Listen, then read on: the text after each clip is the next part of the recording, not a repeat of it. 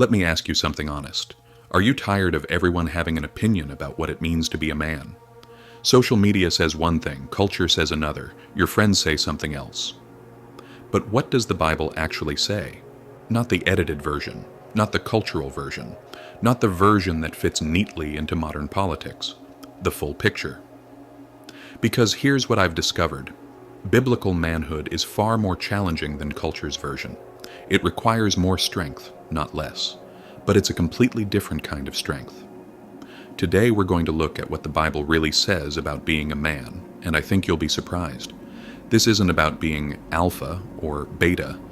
This is about being whole. Let's start with something that seems like a contradiction. The Bible tells us to be strong. But Jesus, the strongest man who ever lived, also said, "Blessed are the meek, for they shall inherit the earth." Wait, meek? How does that work? Here's what most people miss. Biblical strength isn't about dominance. It's about controlled power in the service of others. Think about it. Jesus overturned tables in righteous anger, and then washed his disciples' feet. David killed Goliath, and then wept openly when his friend Jonathan died. Moses confronted Pharaoh, and was also called the meekest man on earth. Biblical manhood holds these together: courage and compassion, strength and tenderness, leadership and service discipline, and emotional honesty. The Bible doesn't create one-dimensional men. It creates complete men. Men who are strong enough to be gentle, brave enough to be vulnerable, confident enough to serve. That's actually harder than just being tough. Yes, the Bible calls men to responsibility. Genesis shows us that Adam was given work, to work and keep the garden. That's real.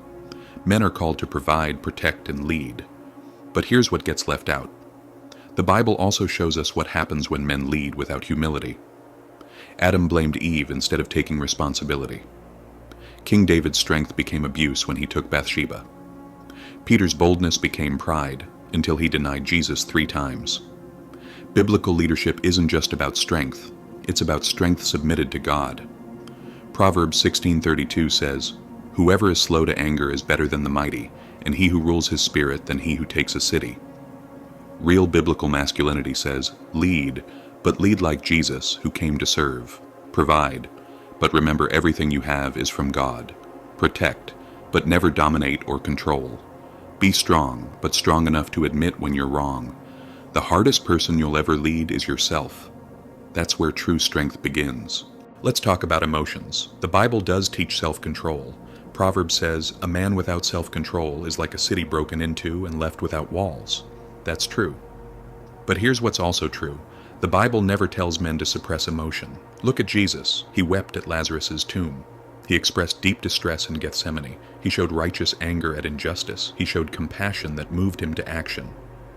The Psalms, God's prayer book, are filled with raw emotion: fear, anger, grief, joy, doubt. King David wrote things like, "How long, O Lord?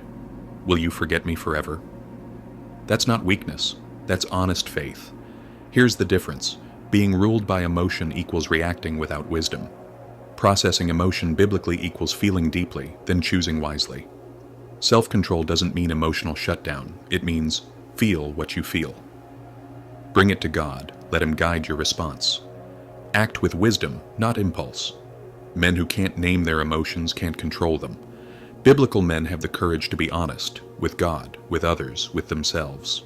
Now let's talk about what biblical leadership actually looks like. Ephesians 5 tells husbands to love their wives as Christ loved the church. How did Christ love the church? He died for her. That's the standard. Not be in charge, not have the final say, not maintain authority, lay down your life. Biblical leadership means you absorb the pain so others don't have to.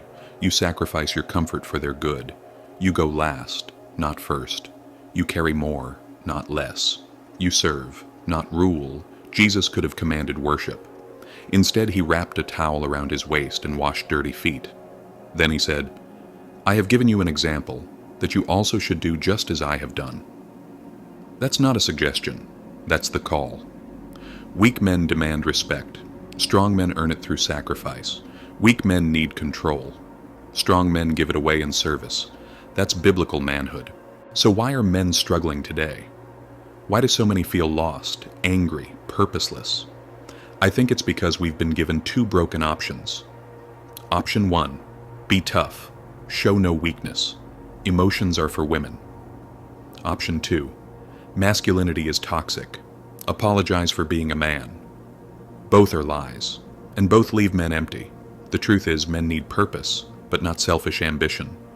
Men need strength, but not at the expense of gentleness. Men need discipline, but not emotional suppression. Men need leadership, but through service, not dominance. Men need Jesus, not a culturally edited version of Jesus. The real Jesus, who is fierce and tender, bold and humble, strong and compassionate. When men try to build masculinity without God, they end up with either toxic dominance, strength without love, passive aimlessness, love without strength. Biblical manhood holds both together. Let me leave you with this. The Bible doesn't call you to be soft, but it also doesn't call you to be hard.